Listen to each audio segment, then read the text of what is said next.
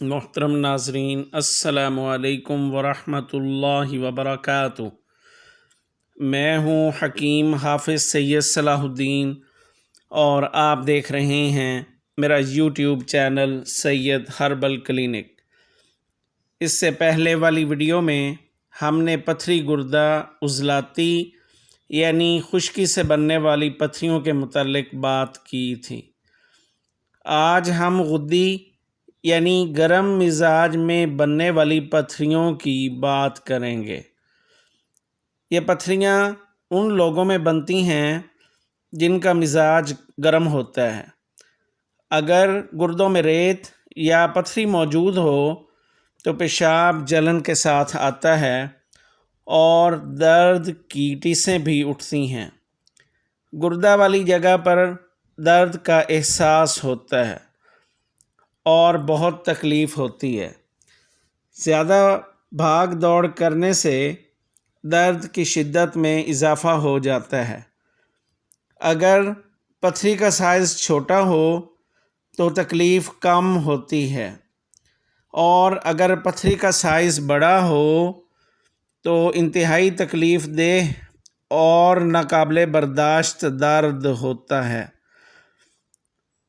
بعض دفعہ شدت تکلیف سے مریض بے ہوش ہو جاتا ہے۔ یہ درد گردہ والی جگہ سے لے کر شرمگاہ کے نیچے والی جگہ تک ہوتا ہے۔ بعض دفعہ پیشاب میں خون بھی آنے لگتا ہے اور کبھی پیپ بھی آ جاتی ہے۔ اس میں پیشاب تھوڑی تھوڑی دیر بعد آتا ہے اور بعض دفعہ رک رک کر آتا ہے۔ ہاتھ پاؤں میں جلن ہوتی ہے، پیشاب کا رنگ زرد ہوتا ہے اور پیشاب جل کر آتا ہے۔ منہ کا ذائقہ کڑوا ہوتا ہے، گلے، سینے اور غذا کی نالی میں جلن ہوتی ہے۔ پیٹ میں درد اور مروڑ ہوتے ہیں۔ غصہ بہت زیادہ آتا ہے، منہ خشک رہتا ہے اور پیاس بہت زیادہ لگتی ہے۔ اگر اس میں مریض کی نبض کا معائنہ کیا جائے تو اس کی نبض نہ تو بالکل اوپر ہوتی ہے اور نہ ہی بالکل نیچے ہوتی ہے، بلکہ درمیان میں ہوتی ہے۔ یہ نبض مقدار میں طویل، تنگ اور رفتار میں درمیانی ہوتی ہے۔ اس میں گرم خشک غذائیں مکمل طور پر بند کر دیں۔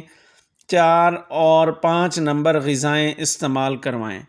غذائی چارٹ کا لنک ڈسکرپشن میں موجود ہے۔ نسخہ نوٹ فرما لیں۔ یہ نسخہ انتہائی آزمودہ اور مؤثر نسخہ ہے۔ جو کھار 50 گرام، پپڑیا کھار 25 گرام، نوشادر ٹھیکری 25 گرام، نمک سیاہ 25 گرام، کلمی شورا 100 گرام، پھٹکڑی سفید 25 گرام، اجوائن خراسانی 25 گرام، سہاگا 25 گرام، سنگ یہود 100 گرام، گندھک آملہ سار 25 گرام، سنگ سرماہی 100 گرام، 4 مغز 25 گرام، تخم کلت 100 گرام، گوکھڑو 100 گرام، پوٹاشیم برومائڈ 50 گرام۔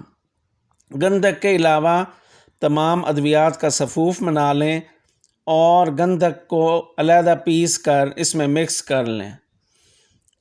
1 چائے والا چمچ صبح، دوپہر، شام استعمال کریں۔ نسخہ نمبر 2 نوٹ فرما لیں۔ تخم کلت 50 گرام، اس کا پاؤڈر بنا لیں اور 1 چائے والا چمچ صبح، دوپہر، شام استعمال کریں۔ آج کے لیے اتنا ہی۔